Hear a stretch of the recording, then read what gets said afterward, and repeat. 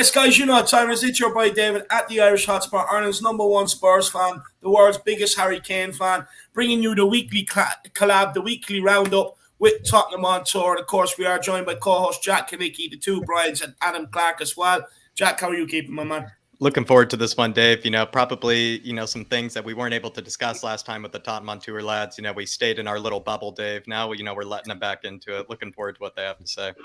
No, 100%, my man. Brian Ireland, how are you keeping, lad? I'm well, mate. Was that a little reference to our last competition, Jack? Was that what we were talking about there? You no, it just has to do, Dave and I are in a little bubble. Beating us so badly in the... Maybe, no. Someone's still not over it anyway. Yeah, it's me, clearly. I'm struggling. Wasn't even on my mind. Yeah, it wasn't even on my mind, but thanks for reminding me. Yeah, exactly. It's great to be here, guys. Thanks for having me. Looking forward to the chat, for sure. Love it. Brian Ireland spicing things up already. I love it. I absolutely love it.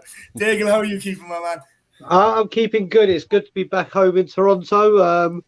So yeah, it's always wonderful back with wifey and everything, which is all good. And yeah, starting a new job Monday, so things are looking good. Strangely enough, Dagan, I actually thought I'd never miss a piece of timber like the wall behind you. It's been a while since I've seen that brown wall, my man.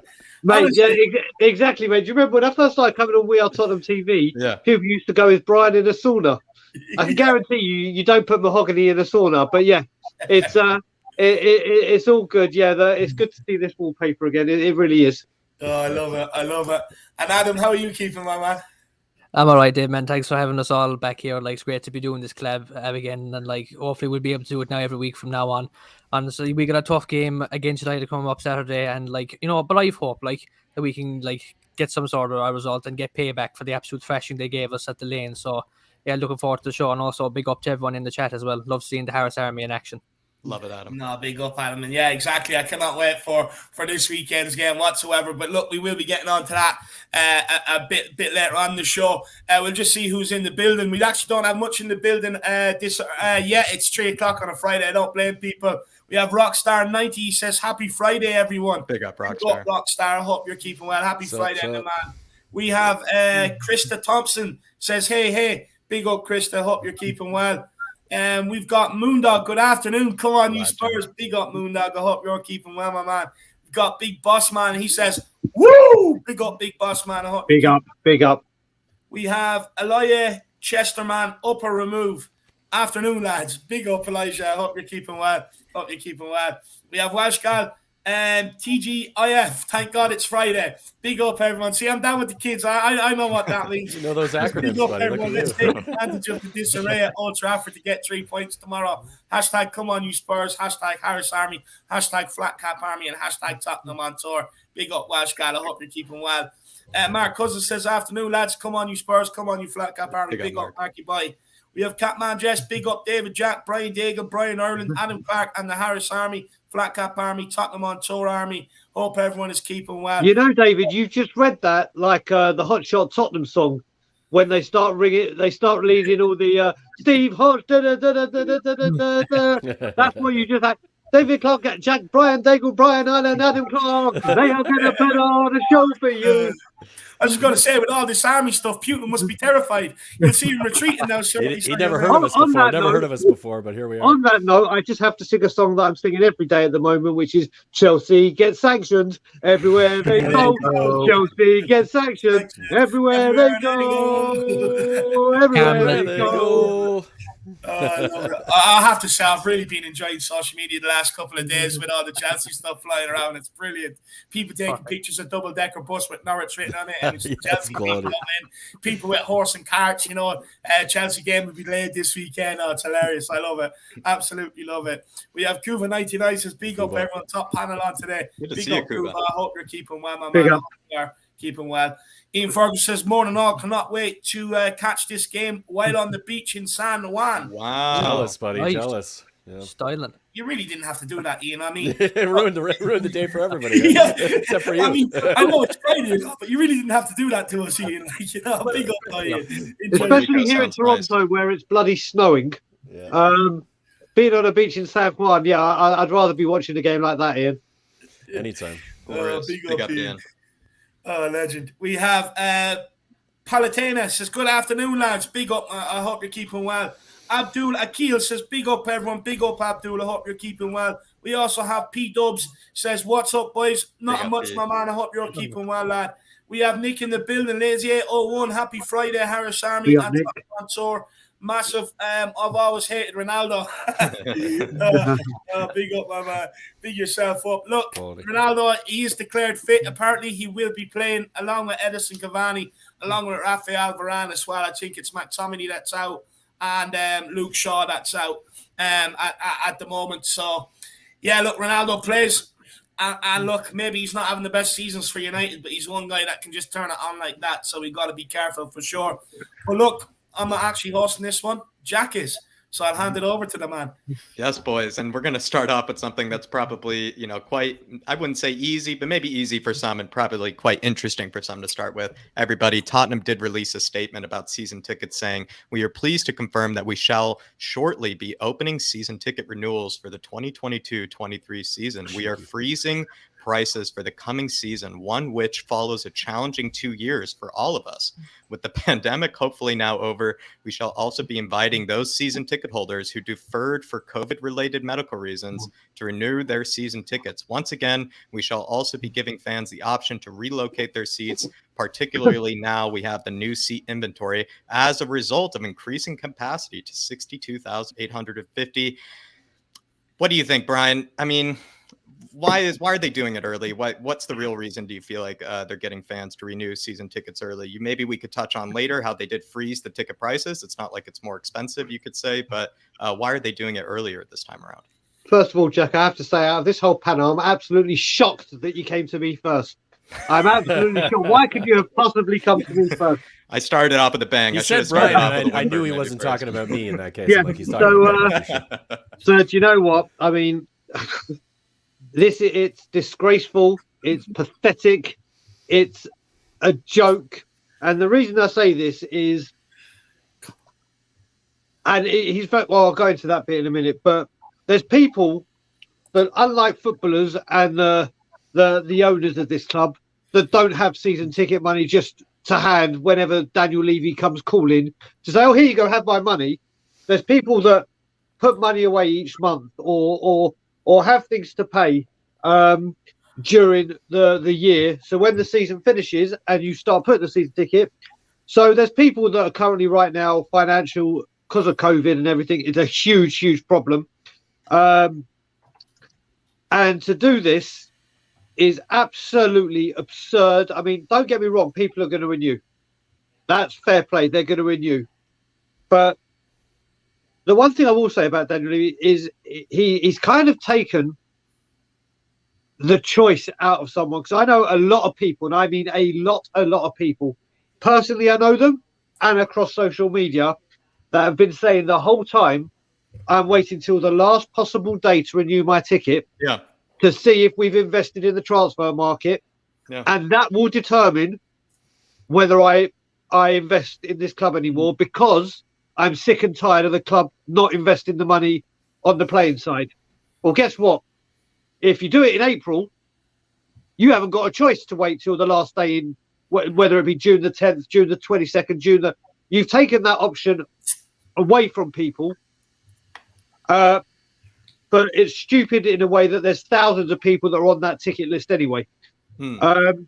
Does this feel a bit similar to the Antonio Conte sort of rumor? Like, I know it's a bit different where, he convinced fans last time to buy the tickets because we had this great manager. Now, this time, maybe a bit different, but probably a similar sort of method of getting fans to renew early, so they have no idea what could be, headed for them. So it's probably a bit similar to a degree or similar. Well, the thing is as well, Jack, what he's done as well, there's people there now with that nail to place into that coffin, because if he does not invest in the team this summer and it gets to the first game of the season and it's same as, there's going to be an absolute outcry. There will be, it will be like totally, I'm disgusted. Like I said, this chairman has sacked someone at half time. Nobody has done it. Mm-hmm. He has gone a whole season without signing players. No chairman has done it. He is now asking for season ticket money for next season before the current season ends. No chairman has done this. do you know what? Like I said on another stream earlier, if Liverpool had done that this season, Liverpool fans can sit behind themselves and go, do you know what? This board have brought us the Champions League. They brought us the league. They've invested in the squad.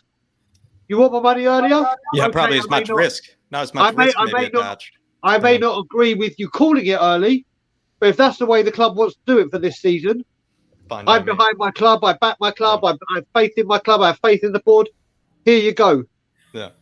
I think this has a lot to do with so many people saying this all depends on the last day of the transfer window. The last day of renewals being done. Yeah. Determines whether I renew and give Levy any more of my money, which is very hard for some people because Tottenham is their everything, and that's what they save their money for. Yeah. So I think it's got a huge thing to do with that. I think it's disgusting, and to say that you've dropped this bombshell on them in March and say you've only got a month and a half to find this money, or I'm going to sell it to other people. I think it's got a lot to do with trying to get some of the Levy outers out and get people that have been waiting years for tickets because it dilutes the people that are there. But that's just my opinion. Like I said, I mean, I think it's very unethical. I think it's wrong. I think it's shameful. And once again, the man himself doesn't come out and explain why. Yeah, if he'd come out and explained why, whether I believe him or not, or anyone would, that's up to everyone else. We probably would have preferred a nice little propaganda video again, to be fair. But you know what I mean? If he'd actually come out, like you said, like the end of season address and that interview that we all did videos on when he did that recorded video and released it, it's all a pack of lies. So, but at least there's communication. At least during January, Paratici came out and started doing interviews like the Aston Villa guy saying this is what we're doing, this is why, this is how. There's no how, why, when, what, if from him at all. So, like I said, I think it's just another disgusting move from the man himself. And we're probably not too surprised, but maybe go on to a second part here. Brian Ireland, just what do you thought of maybe the fact that he actually has froze, the season ticket prices? He's made them pay earlier, but he's also now as well, he hasn't increased it. I mean, I think it would have been a double whammy if he had increased it. But I mean, what are your thoughts on that? Why is it that maybe he hasn't also increased it at all? I think that's part of the propaganda. I think he's doing that in order to kind of like take the pain off of the fact that he's going to fuck people over. Well, here's less of a fuck over kind of thing, like by not increasing the ticket prices. So it's like hard raising the price of everything on the menu, but it's like saying, but the chicken nuggets are still like exactly. Or we've got a sale on once a week. Okay, well, does that fall on the match day? It's standard operating procedure from a club right now who is trying to take every advantage they can of the people who support them and spend their money at the club, and it's incredibly unfortunate. I don't have season tickets. I don't live in the UK, so I don't get to go through it, but I have season tickets from a club locally, and we go through similar things here. And if that happened to me the same way with my club locally here, I'd be pretty pissed off. So And again, like Brian said, you don't know how much money you have, and you don't know how you're going to be able to spend it and when you're going to be able to spend it. To be given like a very specific window when you've been a supporter of the club and spending that kind of money on a regular basis for many people for most of their lives, it's shocking. Yeah, it is quite shocking. Adam, to Brian's point, would you have preferred that Levy had just released some sort of propaganda video, maybe just to explain it all, even just for sakes, could have been a bit more entertainment for us, maybe, take some quotes, and whatnot. Would you have preferred that would have happened? Just for that reason alone, just to make fun of it and to just pick it apart piece by piece for the absolute propaganda BS that it would have been, yes. But actually, it hurts more maybe without the propaganda video, to be fair. The silence hurts more. Makes us more frustrated. I mean, this lad is just so dishonest. I'm not surprised anymore. I'm just numb to this level of greed that this fella and the rest of the board or have just been doing for the past, over a decade now, and over 2 decades now, I should say. I mean, we have so many things wrong with the way they run on the club, and this is just another nail in the coffin, like Brian was saying. It's a small nail though compared to the other huge flipping splinter yokes that's been in the coffin. I mean, geez, because you know what, I was actually just realized while you were talking about it, that Levy hadn't done anything or hadn't done really anything of note lately, and I was like, hang on a second now, this is too good to be true now. What's the planning like? And then lo and behold, club released a statement. I'm like, oh, Levy's back. This is where we needed him the least. Just when he thought we was quiet long enough, he comes right back in. Dave, Jack, is there anything? Sorry, yeah, Jack, yeah, can Brian. I say one? Go Just ahead. want to say one thing. There's a great comment by Paddy Harnett, who's a top bloke, and big up to Paddy, saying that I'm going to read it out now. I have it here. So I was just about to say with this before you read it. The only thing I was going to say, I've lost all faith in the trust. All faith. They can say they're doing this. When it came to, we're still waiting for a fan to be on the board. We're still waiting for, and everything that's been going on. Again, they pop up occasionally and come out with a statement. It's like, okay, the trust are on it, and then that's it. It's like, yep, we've made a statement. This is what we intend to do, and then nothing happens. And if they do get that extension to May the 31st, it will come right near the deadline, once everyone has scrimped and saved and borrowed and done whatever, and then it'll be, oh, by the way, you've now got to, it'll be like, thanks a lot, trust. I've just lost all faith in them. I've never Dave, heard is there anything that, I think you were going to bring up the statement. Is there anything that maybe needs to be kind of added to this? Basically, the nuts and bolts of the statement is that they've asked for an extension on the deadline day to move it to the 31st of May 2022. And they've written to the club for that. So because there's a lot of concern amongst members, basically. Do you think that will be granted? Do you think that would be granted, Dave? I don't think so. I don't know. I just don't think so, because look, first of all, I think it's the wrong time to be kind of putting out something like that and pissing off fans that go to games every week. We're used to poor timing by them. We are used to poor timing. Yeah, the hardcore ones that are there, rain, sun, and shine, because we're in a top 4 race. You've got United coming up. You've got West Ham coming up. We've got Arsenal drawn in there. We're in a top 4 race. It's not the time to be pissing off the fans. It's the time to bring everybody together and have us all singing, creating an unbelievable atmosphere for the likes of the West Ham game, for the likes of the Arsenal game, all these home games. That's what should be going on. Fans don't want this, what's going on right now. Plus, fans are used to having a later date. So there's fans that might want to renew their season ticket that can't afford to do it right now. But look, for me, I think it just screams uncertainty the way they have come out, to be honest with you. I think it screams uncertainty about Conte's future, about Kane's future. For me, it's kind of like, it's a bit like what they done last season. They had no problem letting it be in the press that Conte was coming in. Everyone rushed to renew the season ticket holder, or renewed the season tickets. What happened then, more or less exactly the next day after the deadline day. The video. Let me get this video of that. It's a load of don't believe the media, this, that, and the other. It's kind of like, but you let the fans believe the media to suit yourself, and it's just like, right now is not the time to be doing it. Just leave it at the look. We've had a tumultuous season, probably one of the worst seasons of my lifetime, and I've been through worse, but it's been more enjoyable than what these last 2 years have been. It's been a long, hard slog.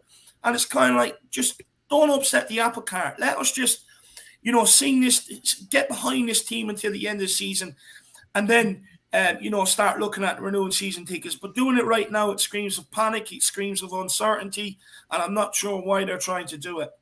Just another couple of things I want to add to that is, first of all, as well, you'd have thought Levy might have said to the trust, I'm about to do this. What do you think? It shouldn't always be the trust having to go to them for his screw-ups. He should go to the trust and say, right, we're thinking of doing this. He doesn't what care, do you think the fan reaction will be? Can you put it out there?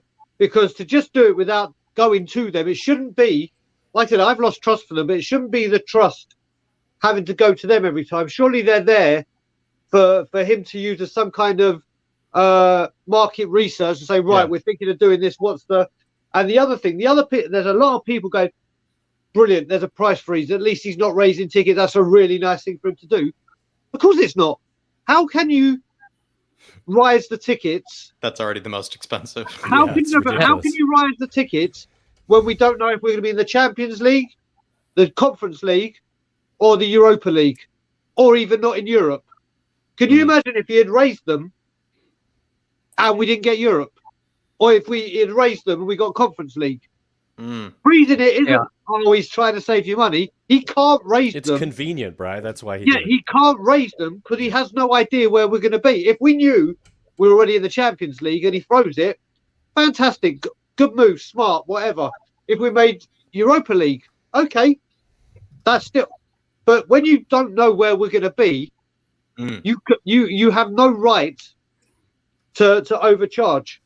Yeah. Yeah, And he to be wants fair, to- actually, to be then the most expensive ticket and then raise it again to then create even further distance between you and the other season ticket seems a bit daft. Sorry, Adam, I cut across you there. That's fine. No, I'm just saying, like, I mean, Brian makes going back to Brian's point on the uncertainty, it's like he wants to get that money and as much money as soon as possible because, as like we all know, how much money like a Champions League or even Europa League, how much extra cash that the club gets from being in those competitions, and he's like, just in case we don't finish in those places, like I'll just grab as much as I can. And you know what? I wouldn't mind nearly as much, though. I would still kind of mind it, to be honest, if he spent it and if he spent the majority of it. But he won't. We all know he won't. And any bits of it that he does spend, he probably won't spend wisely. He'll just throw it at random players and hope they work out. And also, in his eyes as well, the trust might as well not even exist unless, of course, they go to him. Yeah, I think Adam's right. Just to add to that, I think the relationship between the trust and Daniel Levy, it's relatively obvious. I think initially when they first had a relationship, there was a respect there, and then that respect from both sides has dropped off, and neither one of them is going to the other before doing anything. They're not. Feels like they don't trust each other. They don't have open communication anymore. It's literally one's going to do whatever they want, and the other one's going to respond to it, and that's what it's become based on a lot of different circumstances, and like a bit just being this type of situation being one of them where Levy decides to make a decision that's clearly going to affect the entire fan base and doesn't check with the trust to see, like Brian said, what's the market saying about this, and that relationship is split. And I've listened to the trust on multiple other podcasts, and they've come out and said that. They said we have a fractured relationship now with Daniel Levy. They don't have the ability to go in and have an open conversation with him that's honest and truthful. So when you have that situation, you're never going to get the right information or anything out of the club that you want because there's no respect. Yeah, there is no respect. Just as a quick follow-up, and I think maybe to you, Brian Ireland, actually, do you feel like maybe in this case, with maybe the trust, I don't know, like, I'm a bit of a younger fan, haven't always been able to have the time to really analyze every single inch of the club with a fine-tooth comb. Do you feel like, Brian Ireland, like, this is maybe the first time in a while that you've seen maybe the supporters' trust be maybe so disconnected from Levy, and in fact, when Levy makes decisions, they're actually coming out and saying, "We had no idea this was happening. He didn't run this by us." And did this happen before, or is this kind of more of a recent kind of phenomenon? I think it's relatively new from my perspective. Like I said, I've been kind of I used to pay attention to trust quite a bit because I think they were relatively trustworthy, and I think they still are. I think they mean well. I think their intentions are good. They just don't have any power anymore.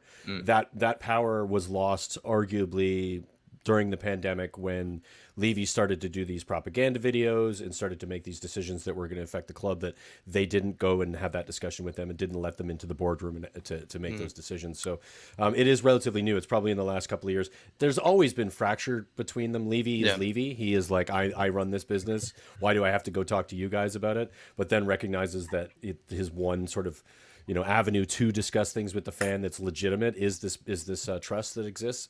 So he kind of played around with, like, to some extent, giving them what they wanted, you know what I mean? And that's been the case, and that's been relatively positive for the most part when it comes to the conversations up until, I would say, the last couple of years. Now, maybe somebody in the comments or other people who watch this know a bit more of that detailed relationship, but from what I've seen and what I've seen from them on other podcasts and other shows is that is recent. That fractured situation is more recent than it's good to else. know, actually. It's good to know. And then just quickly to you, Brian Daigle, do you feel like maybe the going around kind of the supporters' trust back is kind of more recent, or is this kind of always been happening and maybe it's only come to light? Do you know what? I think it's happening more frequently, I guess, is what I'm trying to say. Maybe I think just to say, like what Brian Ireland was doing, I think this has been more visible since the whole Super League. Because obviously that was so well documented, and the trust rightly were furious and infuriated. Because they were told that wasn't going to happen. They were literally I mean, they were very, very, very vocal about it. Obviously, up until then, and I'm trying to remember now, I can't remember a time really where something got so much publicity, not just from the supporters trust, but in football, where the trust acted out. What you do have to remember, and I'm also like Paddy, the supporters trust do a lot of work for like disabled access, and had a lot to do with the stadium, not the architect, but things being in certain What goes places into it, yeah. for the disability, the fans with disabilities, and other things like that goes on behind the scenes that we don't hear about. Yeah. What we do hear about is regarding ticket prices, the Super League, when it comes to lack of investment, which is, in all honesty, the main thing we care about as supporters. That is the main thing that every single supporter thinks about and cares about. What goes on the pitch, not off or around the pitch. So the supporters trust on the outer football side, where, let's face it, they don't really have a lot to do with the football side. But when it comes to our fans' feelings and our fans' emotions and they have a lot to do with it, and we don't hear a lot of it. So I think we don't know what we don't know, kind of thing. So I really can't remember a time as big as the Super League. And once the Super League happens, that's where I think the divorce in this relationship happens. Interesting. And now it's just every time it's like, oh, the supporters trust, what are they doing? They don't have the facilities or the powers to do everything. And every time there's something, there's a lot of people that jump on, oh, the supporters trust, where are you? And occasionally I'm one of them. Now, when it comes to this season ticket price thing, I think it's absolutely horrific, but typical that Levy hasn't gone to them. But like I said, when it comes to getting this job done and getting the extension, I'm not saying it won't happen. I'm just saying I don't have any faith. And if they do get it done under the Parasite, it will be done like a few days before the deadline when it's too late because everyone else has absolutely run wild to try and get the thing. Yeah. Exactly. It'll be like a pointless extension because everyone has run to try and get the money in. So yeah, I think the Super League, Jack, was the straw that broke the camel's back. Perhaps, and even just when more limelight came to it. Yeah, Dave. Just to come in there, I just want to make one thing clear. Look, for me, the supporters trust is not my enemy, and I don't think it should be anyone's enemy when they're coming to wanting the owners out. The supporters trust is not your enemy. We've already seen over the last since the pandemic and stuff like that. They're powerless. Yeah, exactly. They're powerless. So the supporters trust, anyone that's directing anger towards them, I think it's misguided, to be honest with you. And you're just making another enemy that doesn't need to be made. You know what I mean? At the end, if you want these people on your side and you want them to understand, there's no point screaming and shouting at them and blaming them for the problems of what the owner is doing. You want them on your side. You got to speak to them. You got to trust them. Put your stuff to them in a nice way and see if they take it on board and then bring it. You know what I mean? But look, and I also want to say, even though we are talking about the season ticket renewals, and I've said this way back, I even said it last summer. I think, Diego, you were on the show, I think, when I said it, that I'm not encouraging anybody not to renew their season tickets. Look, if you want to, look, where I'm at is like, look, I don't expect anybody to give up their season ticket whatsoever. You know what I mean? Because there's a long waiting list and there's so many fans that will take it. And if this situation improves within a year or improves over the summer, they're left out, and it's not right, So I don't think anybody should give up their season tickets, to be honest with you. But look, if you've, in my opinion, I don't think you should. I don't think anybody should be putting pressure on anybody to be giving up season tickets. David, put it this way, and this is me speaking. If I had a season ticket, if I had it for however long, I would never, ever give it up, ever. And the reason is, Tottenham Hotspur, especially after this pandemic, you realise that everyone needs a release, everyone has their thing. And that's what people work hard. One of the things people go to work for, yes, it's to provide for their family, but a lot of it has to do with, right, I'm going to follow Tottenham. Or even just spend money on the things they enjoy, which could be Spurs. Yeah. And people look forward to going to Spurs, whether you go home and away or just home. That's what you look forward to. And there's a lot of people, when I look at people, there's people like Grandpa from We Are Tottenham TV and other grandparents that take their grandchildren.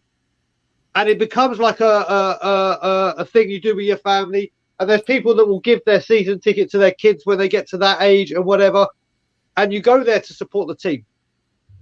And the thing is, the reason I'd keep it is these guys are going to go. I don't care how long it's going to take. I'm always fighting for it. But when they go, the amount of people wanting season tickets is going to go through the roof. Through the roof. And when it comes to that point, you're going to be at the back of a queue. There's going to be, I think it's 40,000 or something now, maybe even more. Generations well, you can double long. it. Yeah. And it's going to take you an eternity. And like I said, and like when I get grief when people see me there with idiots, I'm like, I go into that ground to support the people on the pitch. I don't go there to support the board. I pay that money so I can go, or I would have been paying that money so I can go in, watch the lads, and as a Levy Outer and a proud Levy Outer, protest in the stadium. For everyone, for every season ticket that becomes available for people not renewing, you're diluting what we're trying to do.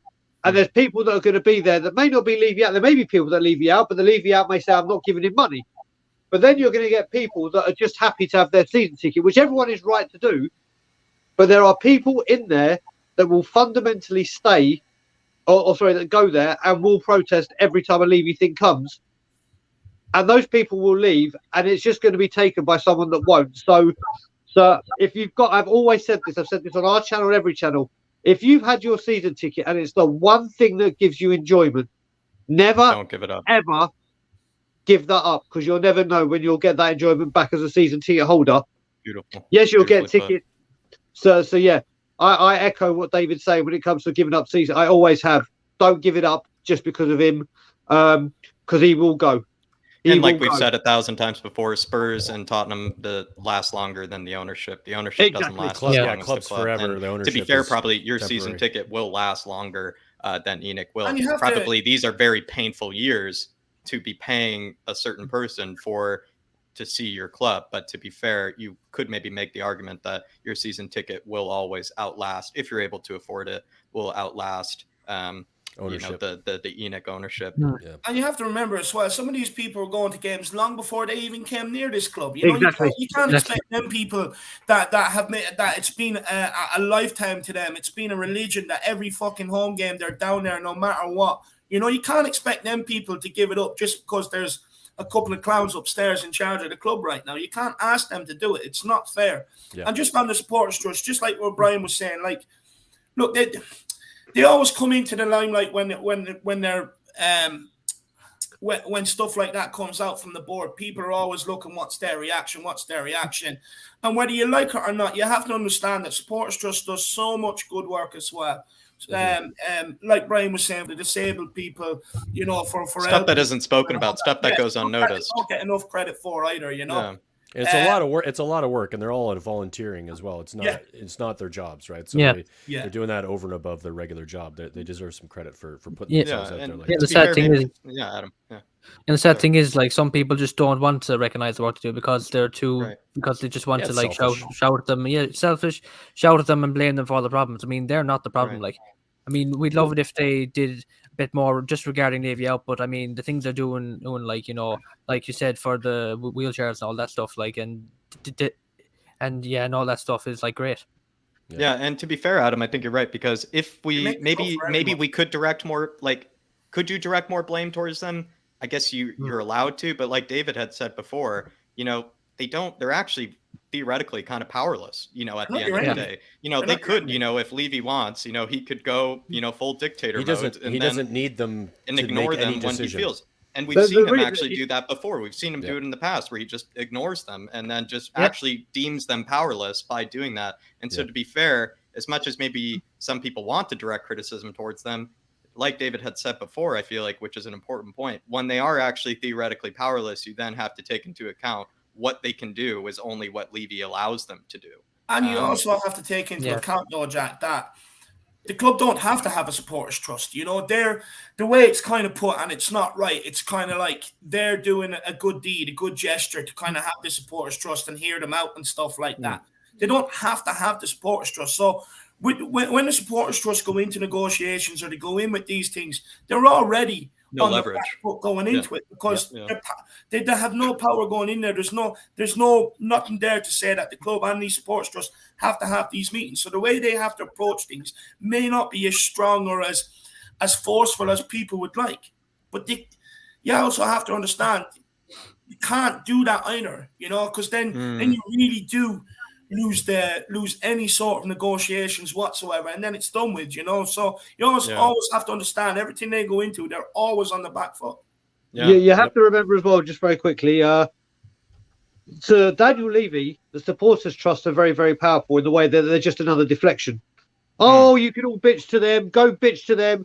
Where again, you're voicing your opinion and your misguided anger away from the person who's lurking in the shadows, but should be standing in the sunlight for everyone.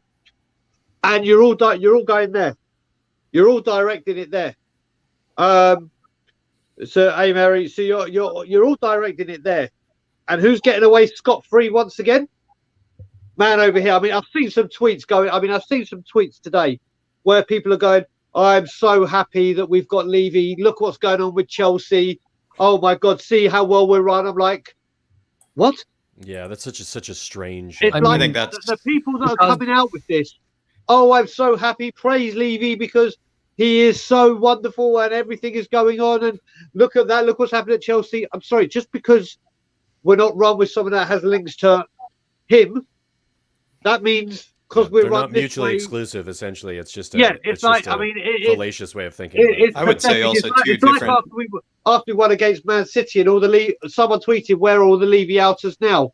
And the response is like, "I'm right here. I'm right here. One performance doesn't make up for 21 years."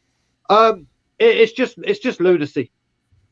Is there any maybe final words that? Okay, so I know who that dude is. What's up, Wayne?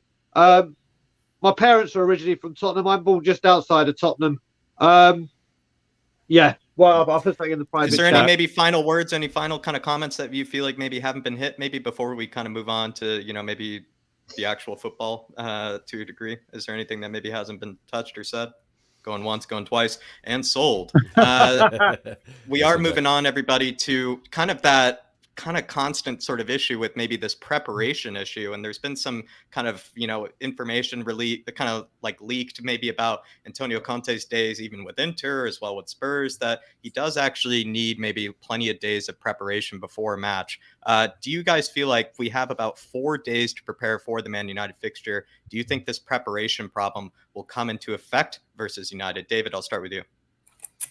Well, look, it's with 4 days or less to prepare. I think it's 6 losses out of 7, and with 6 days to prepare, it's 6 wins out of 7 with 1 draw. I haven't lost with more than 6 days to prepare.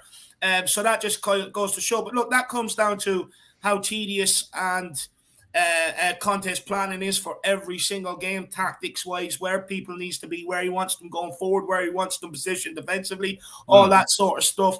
But also, it also comes down to if he does rotate, it's such a drop off in quality, it becomes costly. You can see that in that stat when we've had to use Sanchez, Winks, players like that. But then when he throws out the same squad, they're also fucking tired. So, I mean, it's kind of like a lose-lose situation for me. I don't think there's much you can do about that, to be honest with you. But with this United game, look, Jack, it's going to be a tough one, man. It is going to be a tough game. Look, the United players going forward, they can turn it on just like that, and they can put any team to bed whenever they want to. Thankfully, they haven't been turning it on lately, but their defense isn't the best. We have Son, Kane, Kulusevski. We can definitely get at them. We can definitely put goals by them. So I would expect, this to be a good game, to be honest with you, because both defense leaks goals, but both teams can score goals and have world-class players going forward. But with it falling in the 4-day category, look, I have my reservations. I don't want to feel too confident going into this game because anytime we do, as Spurs fans, we usually get burned. But look, I want to pour some cold water on them Red Devils, to be honest with you, Jack. I want to head up to Old Trafford. I want to take another victory up there. Look, for years, that was a fortress. It's not a fortress no longer. And I just hope that 4 days things goes out the window and this squad is galvanized and they realize really what's at stake here. And it really is last chance saloon. You got to keep winning the games and you can't bow down to United. You can't fold. You can't go in with that weak mentality. You've got to go out there. You've got to get at these fuckers, get in their face, make it nasty from minute one, because United don't want that. Make it nasty from minute one. Get at them. Get that fucking Whirlpool fridge turned. Get balls in behind him. Mallethead Maguire, get him turned. You know, and you win this game, in my opinion. But with this one, I think the 4 days things goes out the window, and it's purely down to the mentality of this squad. Yeah, I mean, Adam, what are your thoughts on that? Is it maybe partially, having to do with maybe Conte needing all that time? Maybe he's very meticulous, needs more time than maybe others, or do you think maybe a bigger portion of it is maybe down to the squad and the players? Huge portion is down to the squad, the players, and their mentality, which has been absolutely shocking recently. I mean, Conte is not perfect, but like, you name me one person on the entire planet that is perfect, especially in the managerial world. Like, Conte is one of the best managers in the world, or like, we have him. But yeah, only like 4 days to prepare. That does kind of make me nervous. But it's not like we were playing on a Thursday night or anything. Like, and now we have all of a sudden a game on Saturday, like we had in the past. And even in the past, like, we won games that we may have had on a Saturday after playing like in Europa League or even in the Conference League on a Thursday. So I'm not too worried about the preparation. I'm sure Conte will do his homework, get the tactics out, set up his squad. I mean, he can't really make a lot of changes anyway because of our lack of depth, only in numbers, not in skill, but in numbers. And also he has to contend with, injury to Skip, which is unfortunate. But look, we have a good replacement in there in Højbjerg, and Bentancur will be starting as well. So that's not too much of a worry. But yeah, players' mentality. If you notice recently, our form has been win-loss, or like so on and so forth. However, it's gone. Like, there's been no balance, and it's just been weird. Like, I don't know any other team in the whole league that could go on a run of form like that, and it's not a healthy run of form at all. Like, we can't keep this up towards the end. No, sorry. We can't keep this up from now till the end of the season if we're dead serious about going for this top four, which I bloody hope every single member of that coaching staff and player and player squad is very serious about going for that top four. So their mentality matters. They have to go in there saying, look, their squad isn't as strong as it could be. Brian, that's a nice cat. It's not as strong as it could be, but so yeah, this is an opportunity. There may be not, and of course, sorry. There may not be a better time to play them as well at the moment this season so far. Regardless of preparation. Yeah, especially like with the friction that seems to be happening with United, especially like surrounding Ronaldo. Will he, won't he play? Will he, won't he stay? Is he finished and all that stuff? We need to use that to our advantage and like knock them down a peg or two. Love that, Adam. Great answer, my man. Moondog in here with the super chat saying, got my bet on as usual. Let me know if it's a Doherty screamer from 30 yards or if it's going to be an Eric Dyer moon boots header, because moon boots headers aren't happening. If anything's going to be happening, Moondog, I would say maybe a cheeky bet on a Doherty screamer or something like that. Who knows? Or maybe just showing up back post to tap it in, because it feels like the center backs can't score anymore, Moondog. No, it's gotta be a moon boots header. I tell you why, because under Pochettino, when we went up there and bet them, we scored from a corner kick. When we bet them 6-1 as well, I know we didn't exactly score from a corner kick, but Lamela got Martial sent off. So set pieces in these United games seem to be a bit of a recurrent theme. So I would be putting something on some sort of set piece this game. I really would. Go for moon boots header.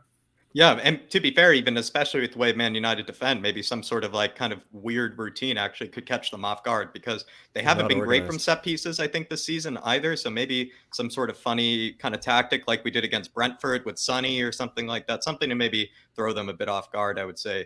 From the set pieces, I think could certainly hurt them. The bottom Duda is, I think, moving us on nicely to the next question here, saying Man United will press high at the start, then their intensity will fade away. Would you sit back against United or hit them from the start? Brian Ireland, and I'm handing this off to you because I feel like I am curious what you would have to say. Yeah, I think I agree. I do agree that they're gonna come at us. That's gonna make them open at the back. We do struggle with being pressed heavily. It's a big issue with us. Having said that, with the right players in place, which it looks like we're going to have in our midfield in that spine, then there's a good chance that press will be beatable. And I think as far as how we're going to respond to that, I think we're also going to press, but we have to be doing it as a full team and shifting back and forth and not allowing gaps in between and our forwards pressing and then leaving them space to operate if they break the press. So I do think their intensity will fade. I don't think they have a heck of a lot going forward from a pace perspective, depending on who starts, of course. I think Rashford's probably their fastest player, and he's been so out of form. I don't think he's going to start. And he wants to leave. Ronaldo, as good as he is, you have to get him the ball in certain positions in order for him to be effective, and I don't know that he's going to be able to have that space with us the way we're going to play. But from as far as their intensity, I think it's going to fade, and I think we'll see much of the same of what we saw last weekend when it comes to how quickly they'll come at us and how quickly we'll respond to it. Arguably 15-20 minutes are going to be uncomfortable for the first little while, and then from that point on I see it being pretty comfortable for Spurs. Great answer, Brian. And also, to Bottom Duda, great transition to the next question, my man. Really do appreciate it. He's doing my job for me here. Danny In the house. Danny Kiriakou. Oh, the bastard! I just read that. Mr. Daigle, Spurs have found it a lot easier to beat teams that take the game to them and put them under pressure rather than the other way around so far this season. With Wreck-It Ralph trying to instill a Leipzig-like sort of pressing system at United, does that mean Man United will be playing maybe more into our hands? Because it's been kind of funny, Brian. It feels like Spurs have a very obvious sort of kryptonite, but it seems like certain managers, certain teams think they're too good, to play the style that seems to cause us problems. Do you think Man United will play similar to how Man City and Leeds did and actually might play into our hands? I pray to God they do. Because let's face it, these are the teams where we can play to our strengths and exploit everything that we have been doing. You could add Everton into that as well, Jack. Fair. With the way they play, but Everton lots are just of goals in those games. But like we said, I think a huge thing in this game. We always talk about the 12th man. The 12th man. The 12th man, I think, could be on our side tomorrow, because if they don't come out to a fast start, and if they don't play well or get an early goal, then that after an embarrassing, and let's face it was a humiliating performance last week against City, they've got the 6-1 fresh in their memories from last season. That crowd is going to be wanting blood. Maybe the 13th man. Maybe we'll have an extra fan on our side then. In the case of they're going to be. If Man U can get off to a fast start and rattle us, like Everton. Everton had control of the game for the first 15 minutes, and then we took over. If Manchester United do that, the fans are obviously going to be right on them and in a good way. But if they don't, I think this place is going to turn very, very, very quickly. And especially if Harry Maguire makes a misplaced pass or a stupid tackle or something, then the crowd are going to be on his case immensely. So I honestly think the Old Trafford crowd is probably the most key thing in this fixture based on the first 15 minutes. I really, really do, because they want blood, and hopefully it's their own players, not ours.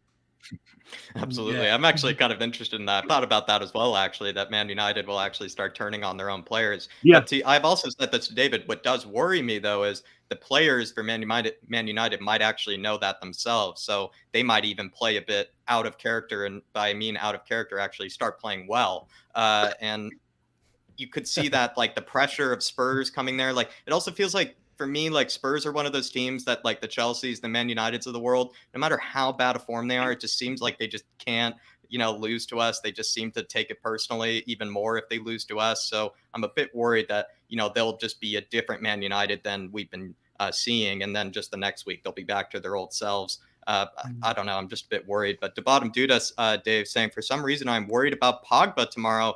Are you worried about Pogba? He does have those beautiful eye for a pass. He can play, a pass that probably no one else on the pitch can play. He can shoot it from distance. Are you worried more about his ability, his haircut? What are you thinking about?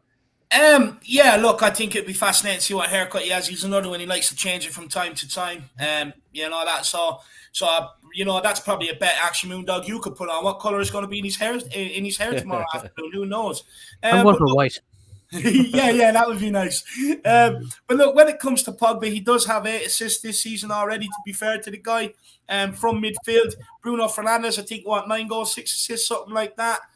Which is, man, I was actually reading an article yesterday, and they were throwing up these stats for Bruno Fernandes and Pogba, how many big chances they've created, assists, goals, whatever. And the only thing they could say about the Spurs midfield was Pierre-Emile Højbjerg's passing accuracy and his total duels won. That's all they could speak about when it comes to Tottenham. No goals and assists from that midfield. So that midfield for United is going to be dangerous. Yeah. And it's how well we cope with it. But we've got Højbjerg, we've got Bentancur in there. So, Bruno Fernandes and Pogba are not going to have it all their own way. They're going to have players that are going to be in their face that are not going to be afraid to put a boot in, not going to be afraid to mix it up with them. So they're not going to have it all their own way.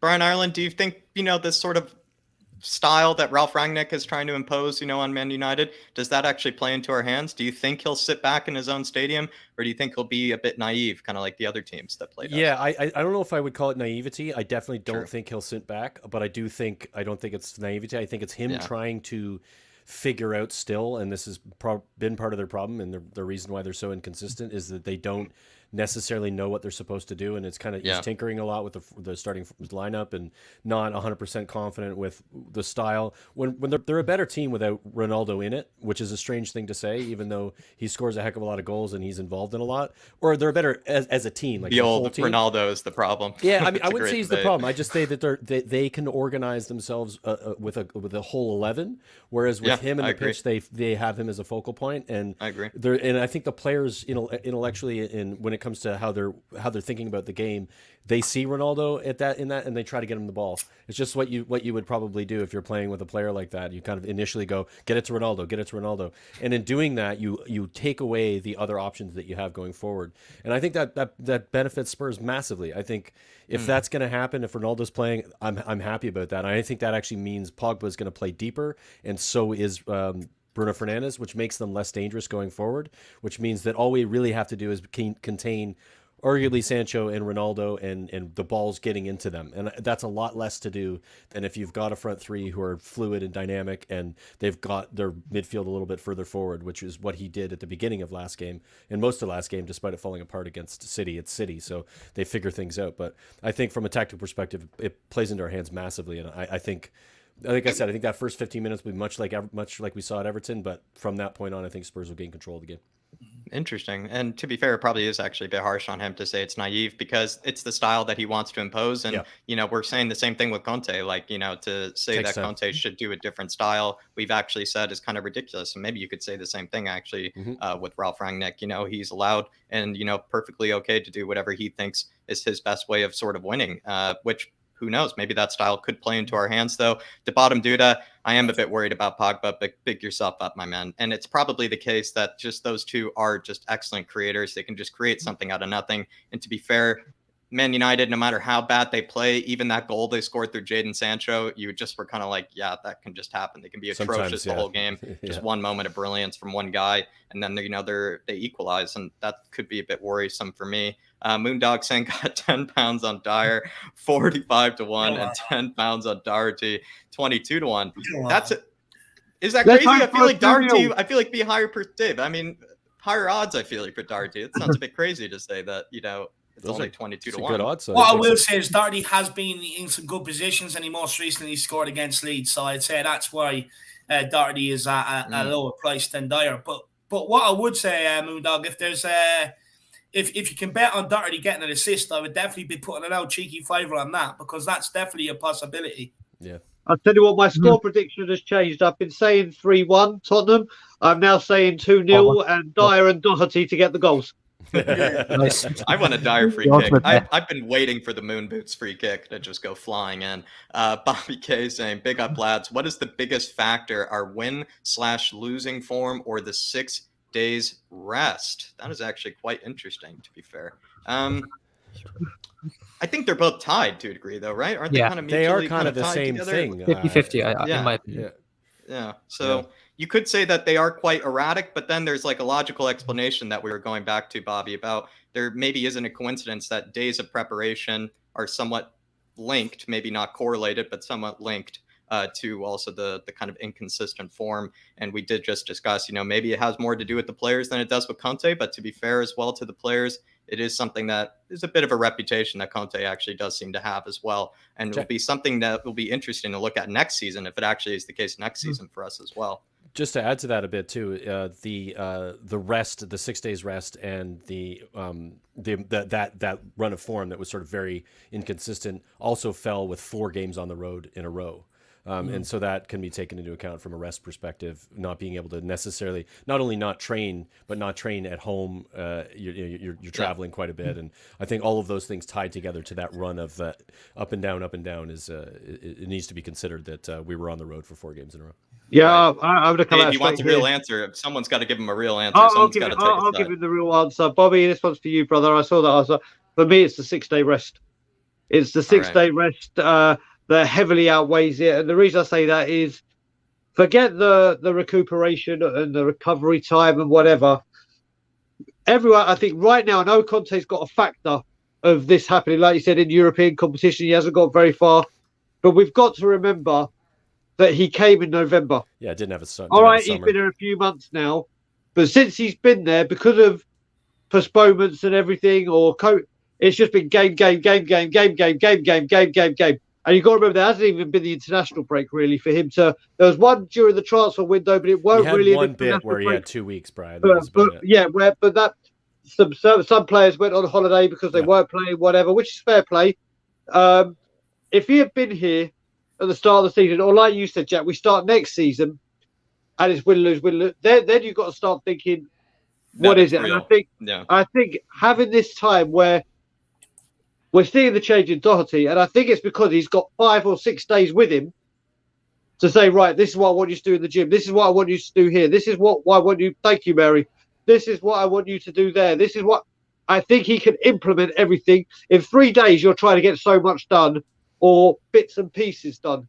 When you've got a week or 6 days or 5 days, whatever, then you look at it and say, right, I can accomplish more, obviously, because I've got more days. But you just got to look at his record. If he's had 5 or more days to prepare for a game at Tottenham, we have played 8 times, we have won 7 and drawn once. Mm-hmm. Yeah, this is his only. It's a weird one because it's 4 days. It's like literally in between. Yeah, it's not either or, right? So you're kind of like, oh, is this going to be problematic, or is it like, does it? It's actually it's hard to say because we played on the Monday, and so he's had usually you get Tuesday, 3 days Wednesday, in Thursday. between, like 2 kind of close ones back. It's like 3 days, so it's exactly in between. You're exactly. Right. So the Monday game changes it a little bit, but I think it's enough time, and I think because of the run we've been on, the fact that we have the players that we want, that first 11 we want, will come into play in that as well. In some of that run, where Bentancur gets injured, you're playing Winks, and you're missing some of that steel in the midfield. Højbjerg's doing as much as he possibly can because he's having to make up for the guy next to him. So I think going into this game, I don't think either of them matter that much. I think Spurs are a bit of a run in the league, scoring a lot of goals, not giving up a lot, and against a United, very inconsistent United side. Fair. Yeah. Yeah, Adam, go ahead. Oh no, yeah, I was just I was just saying, yeah, like to Brian's point, it's fine. Do you feel like, just quickly, Adam, just because I didn't get to ask you it, is Wreck-It Ralph going to play into our hands? I think he might do, yeah. I mean, he plays, it's just a high pressing system, but like there's some defensive play there as well, and like it hasn't been working out for him, like against teams that on paper are worse than us. Like United have only scraped a draw against lower tier sides so many times this season. I know we can't say a lot because we lost to Burnley, but still, I think in this game specifically, it can play into our hands, especially up against Conte's hybrid system, where there's defensive play, but there's also counter-attacking and there's playing up from the back. We saw against Everton and Leeds as well, just how well that can gel together. When on its day, it can be this fantastic, arguably one of the best systems in the whole league. And so we play like that, the way we played against Everton and Leeds, especially if United play shit and don't turn up, then we could potentially run riot. Actually, you know what? Brian was talking about changing his score prediction earlier. Like, after saying that, I might change mine. I'm tempted anyway. Oh, absolutely love it. Spanking is on, boys. The spanking is on. Come on.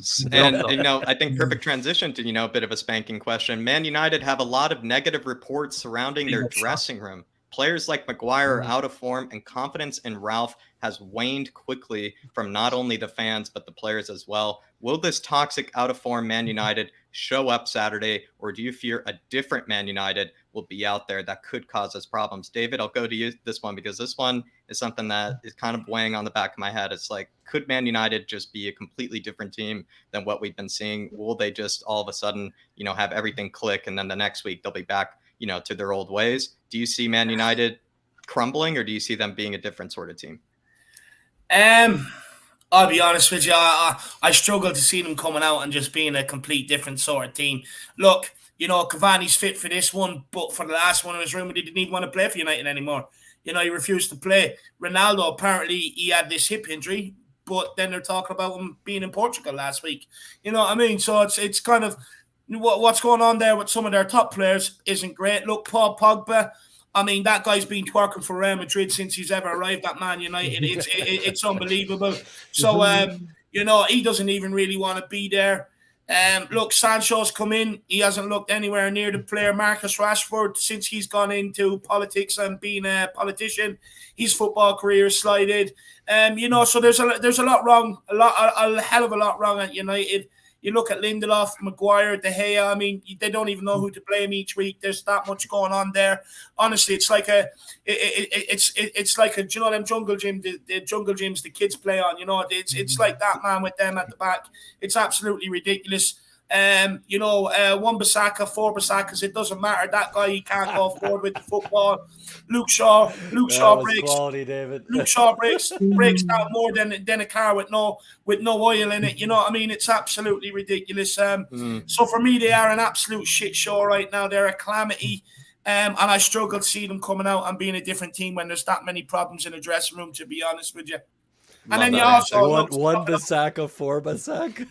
Yeah, but I hope the last time he did look like 4 Bissakas. He came up against Ben Davies last time, and Ben Davies made him look like there were 4 Bissakas out there. He made him look like the prime Kafu.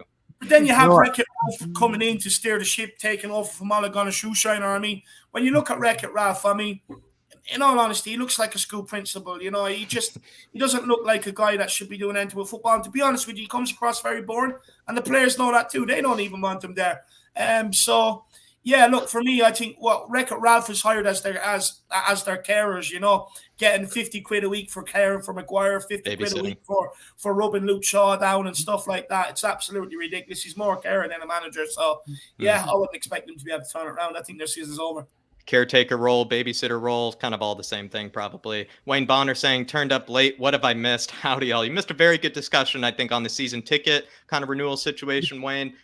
Since then, we've basically just been previewing Man United. We have about one more question, kind of just what we've come up with, and then the rest of the show is just going to be answering the questions from the fans, Wayne. But good to have you in here. Always good to have you in here. And he says, we'll beat Man United 3-1, and Conte we trust. Come on, you Wayne, that's my scoreline, mate. That's mine as well, buddy. I'm feeling that. I'm going heart and head. I'm going heart and moondog when I give my score predictions. And Wayne Bonner, you're speaking from my heart. Love that. Lots of people are agreed with Wayno. Big up, my man. Big up, my man. And DeBottom Duda saying United ex-players came out and doubted Conte and said he wasn't the right man for them. They won't know what hit them tomorrow. I don't even know. Like Dave was talking about the jungle gym reference, with the defense. I feel like the United ex-players, you could say the same metaphor with them. One week, it's them, blaming the manager. The next week, it's them blaming the players. One week, it's, the players are just not good enough for the badge. Next week, he's not getting the right, tune out of certain players. It seems like it's a different story every week over there. They're actually quite embarrassing. And to be fair, it's not a surprise. They're all, practically camping out on cross. Not even Putin could come in and get them to fall into line. It's ridiculous. You know what? No, the stupid thing about the Man U players saying this is, do you know what? If it was Alex Ferguson that they were taking over from and serial winners had said, we don't think he's right for the job, then you can say, okay, I think you're wrong, but look what you've got in your locker and look at the medals you've got. I understand that. But people, like you said, 4 Bissaka.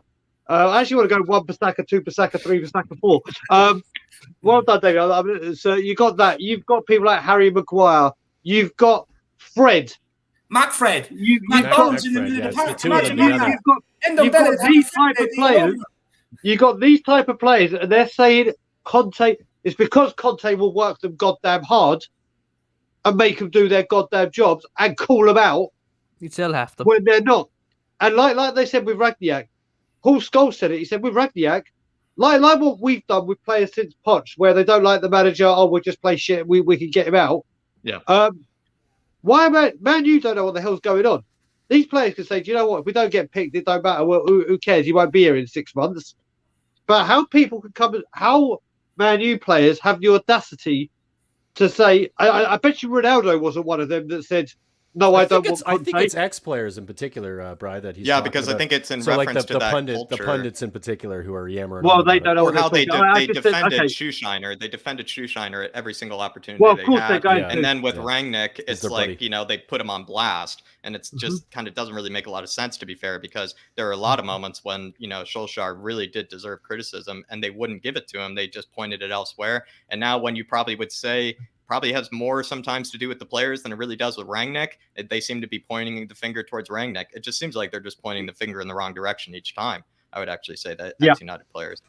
Yeah. You have to wonder how much it's quickly is we're lucky we don't have Ronald McDombele playing tomorrow, because honestly, Spurs fans could sit there and in unison just scream blah blah blah blah blah. I'm loving it, with Matt Fred in the middle and Ronald McDombele. So we're just lucky. Absolutely. David's on a roll. I hate them. I hate the Red Devils. Yeah. I in regards to the initial question, I think that they will come out really hard initially, and it'll look like they're organized, much like what we saw with them against City. They looked good in that first 15 minutes. First 20 minutes can be deceiving. Yeah. And I think we'll be under the cosh to some extent. But I think what those guys mentioned and all the players in their spine, the McFreds, obviously the McFred. Okay, gotcha. Lindelof and of course Maguire. If we get chances to get at them, which we will, if they come at us like that, we will break their press. On because of our midfield's going to be better than them, because our forwards are going to be moving off the ball far better than their defenders are going to be able to keep up. We are going to get chances, and once we get one of them, they'll open up. If we score first, and it's a rout. And if they can hold us, then maybe they'll have a chance. But they have a good side, but they're not organized, and we've seen what happens to teams when they allow us when they come onto us and they allow space in behind. I think you actually put on your very realistic sort of cap there, Brian.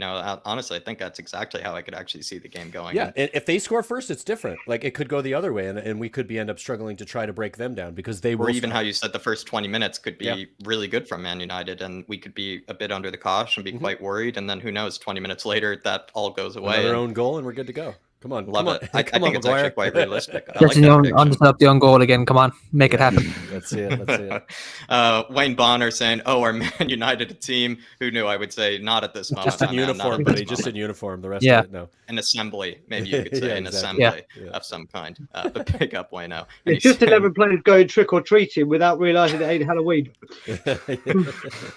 Just 11 players exercising on a field of grass. Bunch of full kit wankers having some fun on the Old Trafford. Yeah. Wayne Bonner saying Nethercott would have an easy game against United. Oh my God, that player. Oh, he said she was. I couldn't stand. Oh yeah, he was woeful. People that used to watch us in the 90s, Jesus Christ. Could he take on Maguire? Could he take on Maguire? Never heard of him. No, do you know what? He'd actually make Maguire look like an £80 million defender. Jesus. You never hear that often. The sad thing is, Brian, he is an £80 million defender, just not very good. He's just not worth $80 million. That's funny, though. Just thinking of players that could make Maguire look good was actually giving me a chuckle. Nethercott is definitely one of them. Nethercott is definitely one of them. Came to mind. Andre Ayew came to mind for me, and Jordan Ayew as well. The Ayew brothers. Moondog saying, "I'm putting a bet on Bruno getting sent off." He is a bit of a tantrum man, as well as Ronaldo's a bit of a tantrum, kind of thrower. I don't really see Ronaldo getting sent off because he's already gotten away with, a really bad one this season that he didn't get sent off for. It's clear that he sends a brown envelope, to, the referees before the match. In the case of Bruno, though, Bruno does get cards, and they would say the referees, they don't really like some of his antics, where Ronaldo, I don't really see it happening, but Bruno getting sent off, I could see it. I'm excited to see Romero against any one of those two, either one of those two, because he's gonna get physical and it's gonna get ugly. Like that battle between Romero and whoever's in that position, whether it's Ronaldo or Bruno, it's going to be hilarious. It's going to be really funny to watch, and they're going to get clobbered on a regular basis and hate him, and it's going to be great. It's going to be glorious. Wayne Bonner saying Nethercott was bad. Brian Emerson or him on the ball? Which one would you rather have? Oh my Oh good God, that's a difficult. Neither.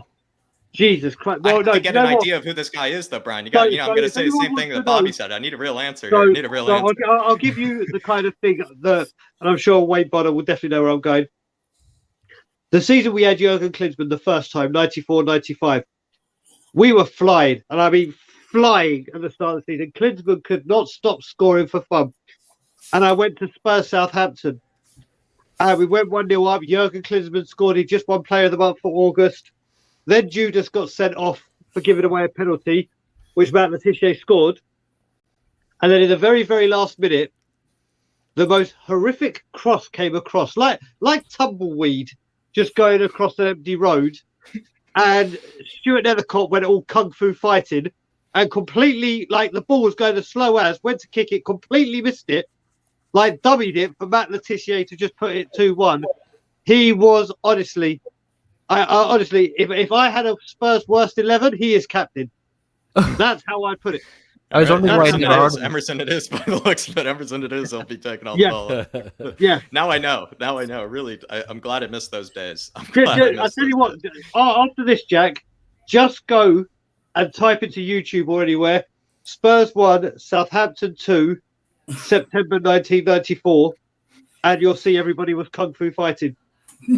He even says another got air kicked versus Southampton. That's classic the match moment. He's talking about. Win. Yep. I'll have to take a look at it. It'll probably give me nightmares, but I'm glad I wasn't around for that time. That does sound nightmarish. Big up, Bueno, though. Good to have you in here, my man. Big up. Big up. Last kind of question, boys, before I think we do move on, to a bit of the fans' questions. Man United humbled us in our own stadium, let's be honest, but the ultimate result would be the sacking of Nuno and the hiring of Conte. Probably a blessing in disguise, as we did say. How sweet would it be for Conte and Spurs to smash United this time around at Old Trafford? A bit of payback, a bit of revenge. Brian Ireland, is it written in the stars? Is it written in the script? I think it is. I really do. I think the timing of everything, of their state of their club and what the sort of role we're on in the league and the amount of goals we're scoring, I think we're going to smash them. I know that maybe I feel I sound a little bit like David right now, because David's always the one who's like super confident, right? I sound like David, but I honestly genuinely feel like it's going to be relatively comfortable, except for that first 15-20 minutes when we need to get a hold of the game. And once we do get a hold of the game, the quality that we have in transition and the quality that we have in our front three is going to overwhelm them. I like that answer. Adam, what are your thoughts? I mean, how glorious would it be? Antonio Conte goes to Old Trafford, especially in a Spurs beautiful kind of suit and everything. Will he be able to embarrass them in their own ground? No, it would be so good. It'd be like something that you'd find in like a football poetry book. Just like how United, they thrashed us, so we got Conte, the manager they were looking for. And if this happens, of course, only for the manager they wanted for God knows how long goes to their Old Trafford, managing a different club and a historic rival like Tottenham, no less. Yes, and then beats them. It would be absolutely perfect. Now, whether we actually bother, it is written in the stars and it's written in the script. Now, whether we bother to actually follow our lines and remember them is a different story entirely. But like I said earlier, there's probably no better time to play them at any stage of the season, at this stage of the season. Other than this point in the season. This is our best chance to beat them, especially at their home turf. Just, payback. I am kind of a small bit grateful to United because, they did smash us by so much that we had to say, no, Nuno, new gone now, and Conte in. And then, and ever since then, we've just been, overall, of course, if you ignore our recent run of form, we've been on the up. So, but nonetheless, I mean, football is a cutthroat business, and I want on some revenge. They didn't have to smash us that much, for God's sake. So let's just return the favor. Return the favor. Which is a literal favor. They did us a favor, and we'll just return the favor in our own special sort of way. Our own special sort of give back to them. Brian Daigle, is it written in the stars? How sweet would it be to see Conte, clapping around the stadium, celebrating a 3-0 win or something like that in their own ground? And I hope he goes over to the BT studios or whoever's got it. If there's a Man U ex-player walks there, over to the Broad Sports desk in the corner.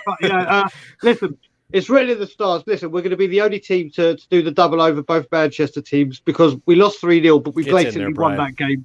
We blatantly won that game because obviously Conte. So let's get the double over both Manchester teams. Do you know what? it's very, very hard to be saying, yes, we're going to win because we know we'll win, lose, win, lose, win, lose, win, lose. But I've just got a feeling, and listen, I still don't think top 4 is on. But if top 4 is to become, even me thinking about, or to become a distinct possibility, we need to go through, like, this win against Everton, as poor as they were, needs to be the springboard. And we need to have another 3 or 4 straight wins A run to is say, required. right, they are in the equation. They are most definitely in the equation. Because like we did against Man City, it's no good going to Man City and pulling off the performance of a lifetime to just go and lose against Burnley. No. There's no point in beating Leeds. Oh, sorry, we beat Leeds and then went on to Everton. Look, if you look at it, all right, it's Everton and Leeds. We've scored 9 goals, conceded none. 1. Which is enhanced our goal difference. Didn't somebody score? Yeah. Dramatically. I mean, I was a little bit disappointed with the last 15, 20 minutes at Everton. The only reason I was disappointed is I would have loved to have gone for more. They were still playing, but that kind of intensity to try and make it 6, 7, 8, whatever. Yeah, they were saving themselves though, Brian. But that's the thing, that Brian, you say saving yourself. We've got 5 days. Well, so if we're 4 days, Brian. We know what that means with the statistics we just spoke about. That's... 4, 5. but you know, I mean, they've got that time to recover. There wasn't another midweek game, so I think that argument, if we had a midweek game, I'd have completely been on board with you, completely. But I would have liked us to see maybe grab a 6th or a 7th just to enhance that goal difference, because goal difference could be vital in this. Could be vital. But like we see Bayern do that to teams. We see, Bayern will be 6-0 up, and they seem to be absolutely ruthless. They go for basketball scores.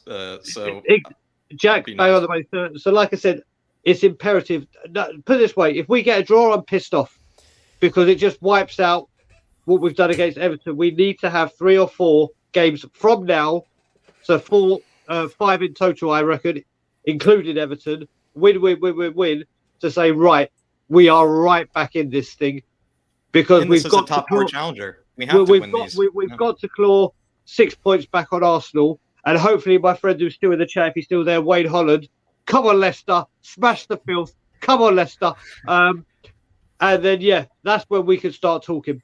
Yeah, we got 2 games in hand on United as well, so that's going to be helpful against them in particular. But I do think we're chasing Arsenal, not United. We need to beat United, and we need to catch up to Arsenal and have Arsenal lose. That's if there's top 4, as Brian said, if that's a possibility, that's what we have to focus on. Philip Brady, Dave saying, confident about tomorrow, but United are hurting after the City disaster. So first 20 minutes are important. They don't score. If they don't score, then their confidence goes. It's exactly what Ireland was talking about here, Dave. Do you feel like the first 20 minutes, even if Man United put us under a bit of pressure, put us under the cosh, if we don't concede in those first 20 minutes, we probably do have a good chance of getting something out of this? No, 100%. I think so. Look, they're going to come out. Their ego is hurt. Their pride is hurt. They're going to come out pigeon chest, giving it their all for the first 20 minutes, pretending to the crowd that they love them when they don't, all that sort of jazz. But look, you keep it tight, you keep it clean for 20 minutes, you catch United on the couch, you go 1-up. For me, they crumble. In all honesty, I think it turns sour. I think the fans get on their back, especially because, look, I think United fans can take losing to City, but what they can't take is the way they gave up in the second half. No shots on goal, stop running about, especially last 20 minutes. They just gave up, completely capitulated and gave up. So, look, first 20 minutes, you have to expect them to come out there, try and restore pride and stuff like that. But like Brian was saying, like Philip was saying, I think you survive the first 20 minutes. I think we go on and win this game, to be honest with you. I think the reason why I say that is because I think the longer United go without scoring, I think United's backline then becomes more and more nervous, and I think that nerves then plays on them. And as you've seen this season, you will get a mistake from that backline. Wow. And our front 3 in that situation, when they start to get nervous and you've got Kane, Son, and Kulusevski coming at you, like we were, against Leeds and Everton, they're in trouble, I think. Yeah. And to be fair, like Kulusevski would be on Maguire's side as well. And, Kulusevski maybe doesn't have the speed, perhaps, but Maguire recently, the guy has just been toppling over, like a big statue, like a fridge, to be fair. And he's running around like Pingu. Yeah. He just seems though, Date. He's kind of like almost worse than Sanchez with kind of the slips and everything. He just seems to be so wrong-footed, so kind of backing off. He's not even like being the aggressive defender that we're kind of used to. He just backs off. There was just so many moments where he just really has lost all confidence, all ability. And I think it is actually quite funny that when I actually looked up, the fact that he is actually already, I think, 30 or 29 is also unbelievable. I actually thought the whole time he was still quite young, so it really does speak to how horrible that transfer was. But the 20 minutes, absolutely vital, Philip, absolutely vital. I just wanted to make a quick point. It's only going to be quick, just on what the boys were saying beforehand about El Sakaco the last game. Look, for me, I'm actually grateful that that kind of went the way it did, and I'd never be happy for Spurs lose. But look, we got the better end of the stick. But what I will say is, I just hope that them 3 points are not costly when it comes to the end of the season and the Champions League running. Yeah. Adam, I know you got to go very soon, so maybe you could just answer this super chat and then head on out. Will the panel be happy or satisfied with a 0-0 or a 1-1 draw tomorrow? Is a draw satisfactory for you, Adam? The draw is satisfactory, yeah. But I think a 1-1 draw would be more satisfactory than a 0-0 draw, because I think we should be able to score goals in this game. And given with United, given that one of their main defenders is out, and our front three are fully fit and strong and on good form from the last game, we should be able to put at least 2 goals past them tomorrow. So I'd be happy with that. And plus, Old Trafford, even though it's not, as Dave was saying earlier, it's not as big of a fortress as it used to be, it still is a hard place to go and get wins and stuff from. So yeah, I'd be happy with a draw, but I would be absolutely buzzing and over the moon with a win. Whether it's by just 1 goal, I mean, a win's a win, at this point. Yeah. So with that, unfortunately, I have to hop out because someone's just come up and look at that life, unfortunately. So it's been great once again being on this fantastic stream with you. And of course, I'll be on next week with the stream when you come over to our channel and have good crack. So look, everyone, stay safe and come on, you Spurs. Come on, let's do this. Big up, Adam. Big up, Adam. Love it. Big up, Adam. Well done. Great answer, I must say, as well, actually, to that. Crocodoc's in here is can I answer that? Sure, yeah, because I know you brought it up earlier, actually. No, I would not be happy or satisfied. The reason being is 0-0. I mean, if we can't score against the United side with the way we're playing, or if we can only score 1, I don't think that's enough. I think we should have enough to smack them up a little bit. If we let in 3 goals, if it finished 3-3, okay, yeah, I'd be okay with that because we at least performed to some extent going forward. I'd be shocked if we only scored 1 goal or if we didn't score at all. Yeah, I'm with you. Maybe ask the whole panel then. Daigle, satisfactory for you? Sorry, what was the question, mate? I was just having my wife come in. Is the draw okay? Would you be happy or satisfied with the draw? No, I'll be absolutely furious with a draw. In all honesty, like I was just saying before, how we have to use this as a springboard. Listen, I was saying again.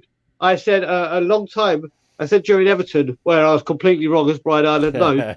I said I think they're going to sit back and just frustrate us because they're going to focus more. Then they'll take a point from Tottenham because obviously we're not a direct rival. They'd slap your hand off and then focus on Burnley's, Watford's and other people around them. That's the games at this time of the season that are imperative that you win. You have to beat the people you're up against, not just your rivals in Arsenal because of geographical, your opponents to get you to your target. And our target is 4th. And Man U is a huge obstacle. All right, not right now within point-wise a game in hands, but Man U are in that fight for it. So these games, I don't accept anything other than a win. Anything else is just pointless.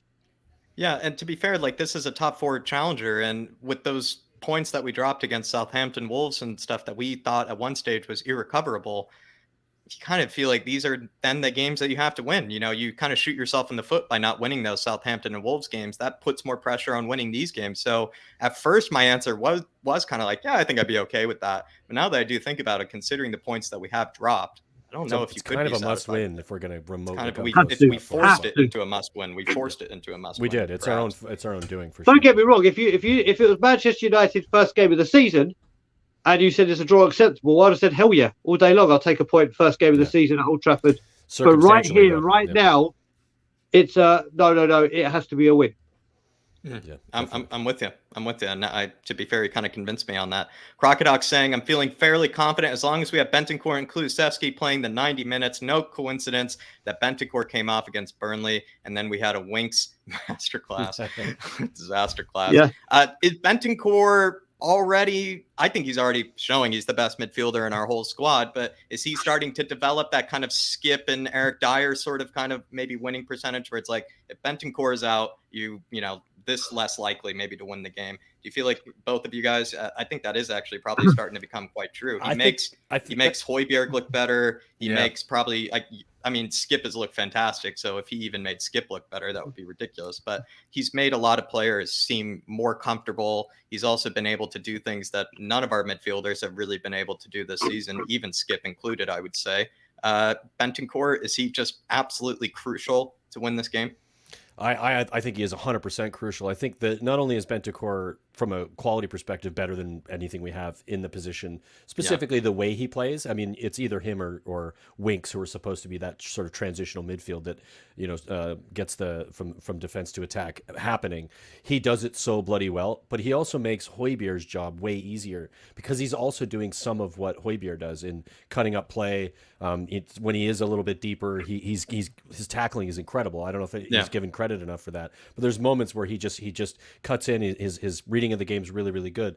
And also, obviously, the most obvious thing is if he doesn't play, Winks plays, so we're fucked. Not only is it like, Bentancur he's not brilliant, but you end up putting in somebody who's bad. Yeah, because Skip is still out. You don't have anybody to replace him other than somebody who makes us much worse and makes everybody around him much worse and play with less confidence. So absolutely integral to us beating anybody for the rest of the season, in my opinion. Wow, very professional answer there, I must say. Just to make this a bit fun, Brian, you know, in case, you know, Bentancur weren't available and Winks were to come into the midfield just to, you know, have fun with me, would you rather have Fred or would you rather have Winks? I don't think you should say have fun with me when you mention the word Winks.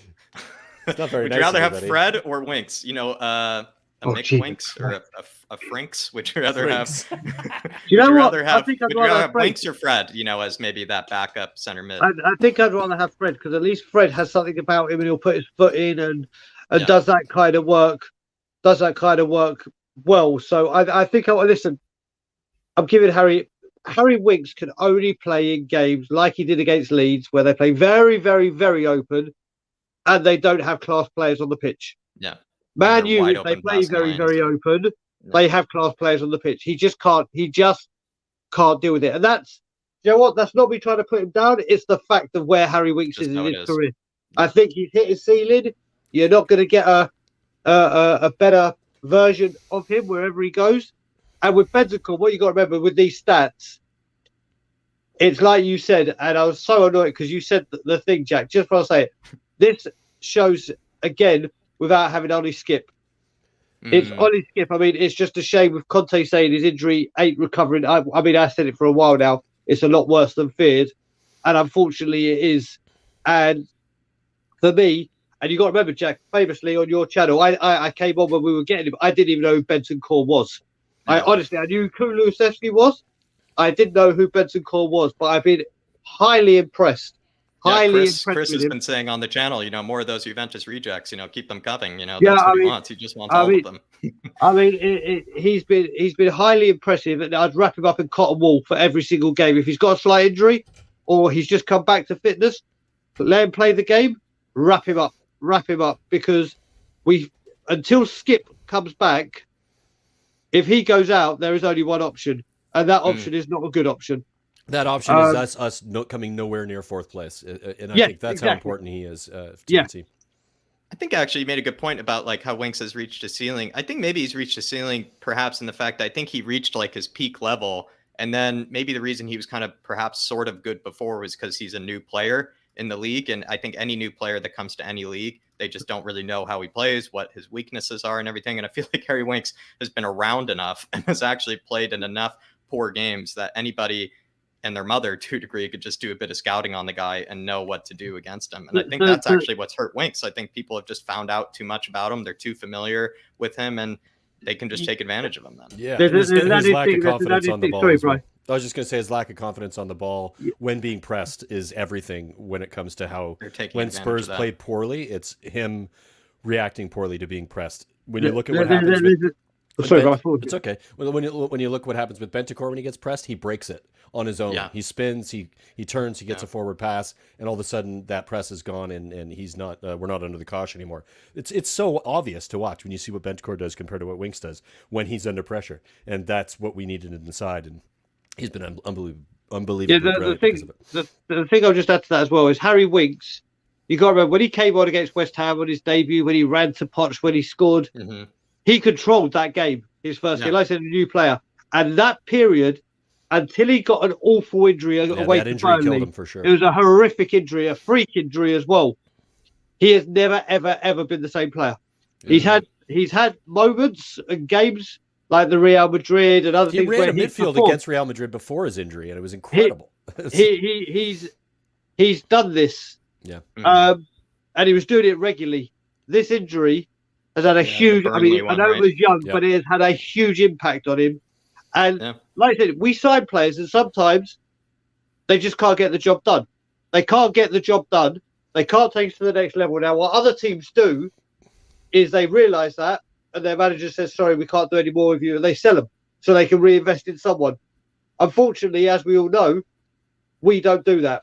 So Harry Winks has been made a scapegoat, but he's only a scapegoat because his potential to where Tottenham want to be is not a Conte player. If Conte goes anywhere in the world to any other team, I guarantee you he doesn't go to the chairman and go, "Get me Harry Winks." Yeah, 100%. The Conte Harry Winks package. Exactly. That's the thing.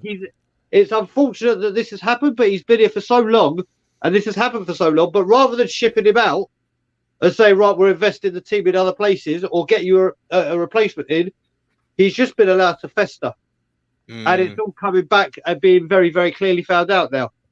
Yeah, I think the injury is something that Dave and I did touch on, and we had like a big theory. Like, did it probably explain, the big drop in form and ability for him? Yes, but then it's like, then there's that sort of distinction where there have been players that have had horrific injuries, and then you actually realize the best years of their career were actually during their kind of younger days. Maybe even Dele Alli didn't exactly have a big injury, but you could say that with Dele Alli to a degree. But some other players, some of them do get horrific injuries and are somehow able to come back from it and sort of still be sort of the same player. I've seen that with Marcus Alonso. I've seen that with even that guy. Van Dijk.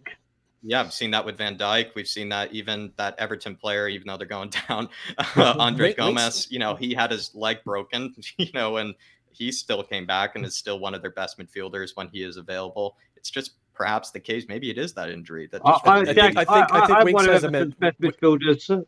I was going to say, I think Winks has a mentality problem as well, and I think we can go back and look at that the Amazon doc. When he saw Mourinho come in, he got scared.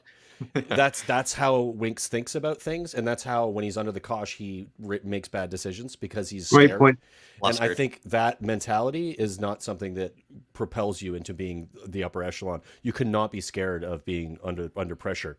If you are, you end up either giving the ball away or just not being good enough to make good enough passes, which we saw in every game he plays. He's just, oh God, pressure's on. Pass it. Oh crap, I passed it to them. It's like you look up, be confident on the ball, be strong like you used to be. And again, I think that Les Bryant said that injury happened, and when you have an injury that is very specific to the way you play, and I think this is not something that's been talked about a lot, but he does a lot of spinning and turning, and like that's kind of always been his game. That's his role. He doesn't have control or doesn't have confidence in his body in that movement anymore, and you can see it when he does it. He doesn't shift and twist at the same speed with the same confidence, and when he doesn't do that with the same speed and confidence, he ends up making bad decisions or makes the easy decision, which is the sideways and backwards pass, which makes us all fucking crazy. That's was all sort of you could watch it happen in real time. It was relatively easy to see. I think that's a good point, actually. Perhaps it just really affected his turning radius, and knowing also the size of him and everything. He's supposed to be like those kind of Pedri, Gavi sort of kind of like sized players that can just be able to low shimmy, center kind of be able kind to of thing, turn, kind of like we even see Modric doing at 36 years old. Harry Winks, perhaps that injury just limited his range of motion and maybe wasn't ever able to be that sort of crafty, small kind of holding playmaker. I guess it's a good theory. Yeah. Ave Star saying, I would like to see a win. I feel like in the situation we can't stand for a draw or a loss. We will see. All big up or all big up all of you. Big up, Ave Master. Big up, my man. Arnold. Yeah, cheers, buddy. 100%. We just discussed this. I think it's going to be unacceptable considering the fact that, like we said, this is sort of a must-win game because we put ourselves in this situation. So you kind of have to win it. I'd like to say if maybe we had gotten even 3 points against one of Southampton or Wolves or even Burnley, I'd like to say that maybe you could get away with a draw, but the fact that we did just drop points in all of those, you just have to make it a win now. Put ourselves in a bad position, didn't we, Jack? It's kind of crazy because even if we had lost just 2 of those, what actually makes it so ridiculous is then we would be tied with Arsenal. Yeah. And I think that's what makes that so painful is, yes, maybe Arsenal are getting all the plaudits right now, but you really do look at Spurs as what a golden egg of an opportunity in order to get ahead. And, no one would be talking about how well Arsenal are playing, especially because, they play once a week as it is anyway. And have done for some time as well. Yeah. And have done for some time. And I think, God, it just really was a golden opportunity. And now the boys are just going to have to make up for it. And they've just made their job a whole lot harder. I think we knew that. For sure. Wayne Bonner saying United will embarrass themselves. Maguire is another cut. To be fair, he's looking atrocious right now. He really is. And he's bereft of confidence. And I'm also pretty sure that Interpol is still after him over in Greece as well, because I must say the guy as well, I don't know. I kind of like Neymar and players like that in the world. I am not a fan of Maguire. Do not like that. The moment that thing in Greece came out, and anybody that says, do you know who I am? After causing a huge stir, breaking laws. I mean, you are the worst kind of person if you ever say that out loud. If you ever say that out loud, you are the worst kind of person. So 100%. And also as well, considering the fact that only 2 years ago he was over at Hull City, he just, I don't know, just kind of ridiculous. That guy actually had that much confidence inflated into him or inserted into him so quickly. It is kind of crazy. But yeah. Maguire is another cut, my man. He's another cut. Sell Wanks in the summer. Give his place to White. We've been asking this for years, Wayne. We've been asking this for years. Divine. And also we saw actually the youngsters in the training video actually quite recently. They were being, Divine I saw. I think what must have been Walcott as well was there. I think there was another one, or maybe did anybody see that in the training video? I think you did, yeah. Yeah, so I saw Divine training with the team. I saw Maliki Walcott, is it? Yeah, I believe so. It might have been Maliki Walcott, or maybe just thinking because today is supposed to be his birthday or something. But I did see Divine. I did see Divine in that training video. So maybe Divine and White to replace Winks in the future. Looking forward to it. It's some good depth in that midfield too. If they come through and they're at least as good as him, and then they've got Bentancur and Højbjerg in front of them. He's actually the creative. I know he is. I know he is. I'm just saying, at least as good as him. That means we have depth in that midfield. If and when they're brought through, and they need to be. I have to say, once Alfie Devine gets into the team, he's already my favourite player. And when Levy does sell and I start getting shirts again, I will only get Alfie Devine's number on the back. And I have elected myself. Whereas David calls himself Harry Kane's #1 fan, I am taking that for Alfie Devine, and I have David to back me up the whole way. Early dibs on Devine. I'm loving it. Let's hope it comes to fruition, brother. That'd be nice to see. Well, boys, we did thank you everybody for the extreme, so much generosity with the super chats and great talking points as well. That it really did, get us through a lot. Brian, I'm pretty sure I think you got to go in maybe the next few minutes. Would you like to stick around for a bit, or you would like to go now? Take one question? Yeah. Love it. Absolutely love it. Alfie Gosling saying, hi, guys. Hope all is well. Be honest. Do you think we will make top 4? If so, by how many points will it be? And do you think Man United and the Derby game is important for us to get top 4? Come on, you Spurs. Not an easy one. I just handed to you, to be fair. Can we answer that question? Can we answer that on Sunday? I've said it all. I'm not changing my view on this. I just don't think we're going to make Champions League. I think it's come too late, the charge. Yes, it all depends on other teams. And yes, I just think our inconsistency, if we'd beat Burnley, if we had beaten Wolves and Southampton, or even got a win and 2 draws there, I may be eating my own words and changing. I think those 5 points could have been vital, absolutely vital. Do I think potentially we have the chance to go on a late surge to try and get it? Yes. Do I think, and the thing that worries me most is, I think our last 2 games of the season are Burnley and Norwich. Mm-hmm. But it's okay, they could be relegated by then. But it could come down to those 2 games. And those two games, whether they're down or not, Burnley will just try to frustrate the hell out of us. Yeah, like they do everybody. And then Norwich will come out in their last game and just want to have a free-for-all. And it just concerns me. It just absolutely concerns me. So don't get me wrong, if Conte is standing as Tottenham Hotspur manager on the first game of the season, top four is the guarantee. Guarantee. Because it means he's been backed. He's got the players he wants. He's had a full pre-season with them. And then top four is a guarantee. I will say it right here, right now. If we had him from the start of the season, I also reckon we'd be talking top four right now, guarantee. But it's just come a little too late for me. I think we make Europa, the Europa League, obviously, not the conference. And for me, still, that's progression because we're out of that goddamn stupid cup, and we're in the lesser of the two main ones, obviously, but not the lesser of all three. And the top three is already certified, so you could actually say this was actually quite a difficult season because Chelsea, Liverpool, and Man City have all been in a league of their own, throughout the entire campaign. So it really has just been 4th, 5th, and 6th that everybody else is really competing for. So I would say Europa League actually would be, I know it doesn't sound sexy on paper, but I think it is actually improvement. I actually completely agree with you, Brian. If someone had said, Jack, at the beginning of the season when we entered the Conference League, is going into Europa League success? Well, it is because you've got up the European competition. You've improved, yeah. So you've improved. But on that note, I've got to go because I've got to go pick up all my work equipment because I start a new job Monday. But Jack, one thing I do want to say to you, obviously, safe travels. Appreciate it, man. And Jack, are you going to a Spurs game whilst you're over there? Yeah, I'm going to the West Ham one. Okay. Wow. We're having a big thing at Scotland Yard. We're doing a Tottenham tour. Just do me a favour, okay? Yeah. And I did this, and it was the best decision I ever made. When you go into the stadium for the first time, when you're inside and you're by the bars and all that, having fun, whatever you do, as you're walking around the stadium, you'll see the little gangways where you can see onto the pitch. Don't look. Wait, where are you sitting? In the south stand?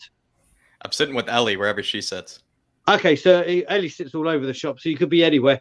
But yeah, don't look. And then all I ask you to do is when you're walking up the stairs to go on to enter the stadium itself, just look down as you're walking up the stairs, wait till you're at the top, and then just look up and have that as your first thing that you look at in the stadium when you're going into the actual stadium to watch the game. Don't look through all the gaps because I won't give myself a spoiler. Hard not look to, away. You're like, because I looked down and Daddy Kiriakou tunnel vision. Daddy took the video for me that we put on Tottenham on tour, and I looked down the whole way, and then you look up, and it's one of the most amazing things you'll see blind. So yeah. On that note, I will leave you all. David, always a pleasure, brother. Jack, safe travels. Enjoy England and Scotland, wherever you are. Will do. Ireland, I'll give you a call. Bright Island, that is. I'll give you a call when I get home. Sounds good, buddy. And as always, Levy out. Best of luck Monday, lad. Big up, Brian. Good to have him in here. I think we're just going to wrap up the rest of the show with just a few more questions from the fans here. Big up, Alfie, though. Love that question, and I think Brian answered it well. All I would say is that game is absolutely crucial if you're looking for top four this season. Liam One saying, do you think Man United will target the left-hand side of our defense against Davies and Reguilon, who are probably weaker compared to Romero and Doherty? This is actually a great question because we've often been targeted on the right-hand side or our right-hand side, and it's only been once or twice, I think, this season that I've seen the left-hand side, maybe attacked a bit more, perhaps just because maybe that team has better players on that side. But what do you guys think? I think it's kind of it's tough. It could be one or the other, but I maybe do see what he's talking about, considering the fact that they do have maybe some players on the right-hand side that might be a bit better going forward and whatnot. Who would those players be, though? This is what, and I guess this is the question. Dallo has apparently been playing kind of well for them, or at least they're kind of happy with Dallo. It's kind of crazy because I thought he was going to be gone by now. And then maybe Sancho could play out there, perhaps. Yeah, I guess Sancho could play on the right side, but he's not very fast either. I think Alonga, who's been playing well. I think Alonga is probably, from a pace perspective, is the one you've got to worry about. But he's been playing, and he's been playing on the right. So that would be Reguilon's probably got enough pace to keep up with him. I think he does. I think they'll probably be focusing on Doherty, because Doherty, when Doherty gets forward, too far forward, he often gets caught, and that's can he's be not an quick issue. enough to track back. And that's when Romero often comes in and helps him out, and that's been very positive. So, yeah, I don't know. I don't think it'll be one or the other. I think they'll probably try to figure it out in the first 5 minutes, which side looks like they'll have some space on, and they'll start to target it as they go. Dave, do you feel the same way? Will they attack Doherty's? I think what they'll do is they'll look to go down the right hand sort of side, but they'll look to play balls in behind Davies' head, and that's inadvertently they will attack our left hand side, because correct me if I'm wrong, but did United not score in that against Nuno by doing that, putting a ball in behind Davies' head? And we all know Ben Davies cannot deal with balls that come in like that. He always loses the runner. So I think that's what if I was Ralph Ragnick, that's what I'd be struggling, the likes of Elanga or whoever plays that side, or even one of the strikers. Just drop in behind Ben Davies and guys get floating balls towards the back post, because if I am correct, United scored exactly by doing that last time, and that was one of my fears going into the game. Yeah, and Ben Davies was doing the social distance defending, against Aaron Wan-Bissaka. It was a nightmare down that left-hand side, and maybe since they had so much joy down that left-hand side last time, perhaps they could do it again, but that was under a different manager also as well, just a different time, different formation they were coming up against. So I think I might agree with Brian Ireland here. I think with the turning radius of Doherty, especially, always lets people inside, no matter how good he's been going forward this season. I think he's improved slightly defensively, but still a bit of question marks, especially against better players, I would say. But we'll see. We'll see. We are going to do the last two ones kind of quickly here, boys. Spurs72 saying, hi, guys. Always love watching these great shows. Question for you. If we somehow made top 4 this season, but Kane left anyway, who would you want to see replace him at Spurs? Very difficult question for Dave here. I would say the problem is Spurs72 with Dusan Vlahovic maybe gone. There really isn't. There isn't really a world-class striker that you would try to sort of find some sort of replacement in him. You would have to go down the route that we did with Gareth Bale, which would be to a degree buying multiple players to somehow try to make up for the loss of Kane. So you might have to buy 2 or 3 players of probably still a pretty expensive price in order to replace him. I don't think I don't even think 2 players even replace this game, because I just don't think there's a world-class striker out there. So you would have to just settle for something a bit less. To change your system completely as well. True. You also have to change the system. Yeah. Spot on.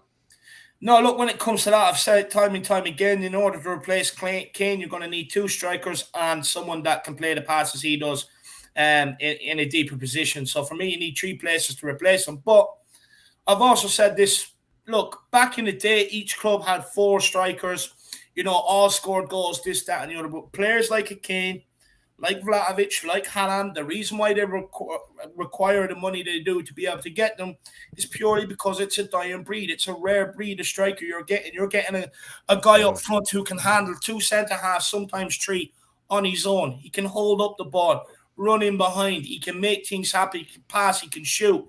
He can head the ball. He's tough. Back in the day when I was growing up football, you had 3, 4 strikers, all that could do all that.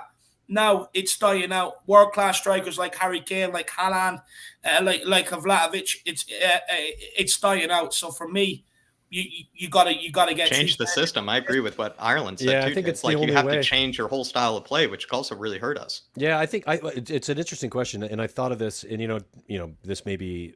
It's sort of as a temporary fix. If you lost Kane, you could take a Kulusevski and you could put him in a center of a 3, play the 3-4-3, but change the way that dynamic works. He doesn't necessarily drop deep like Kane does. He's more of a 9, and it's a fluid front 3, and you can sort of move those players around in that space.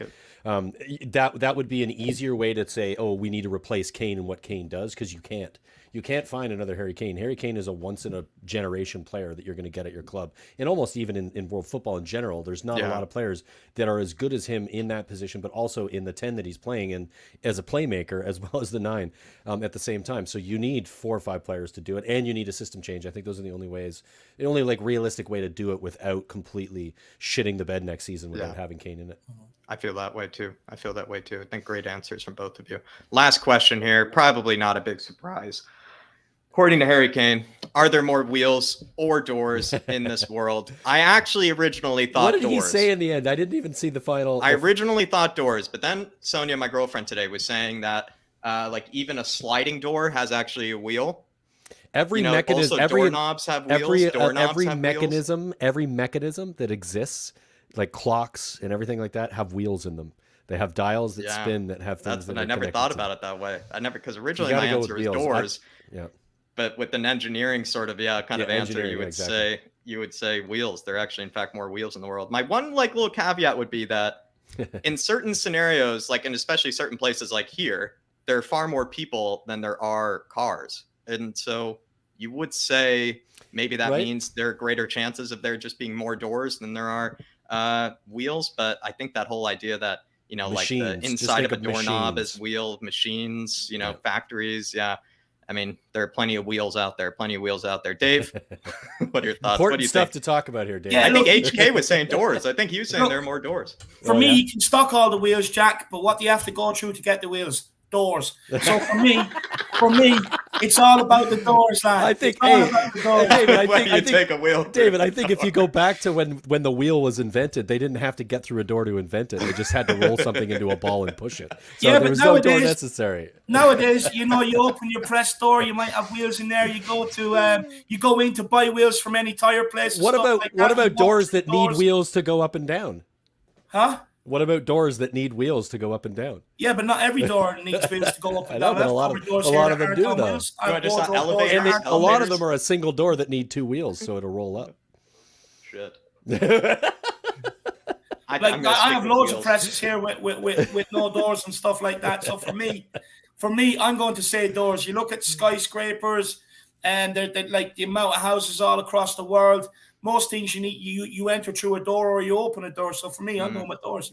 And the cupboards argument. The cupboards argument is, you know, it's a fair You know what we argument. need to do? Us- We need to make this a bonus question in the next game we have against each other. Somebody needs to research it and What's find the out right the answer? actual number, What's the and then right that's the bonus answer. Whoever gets that wins.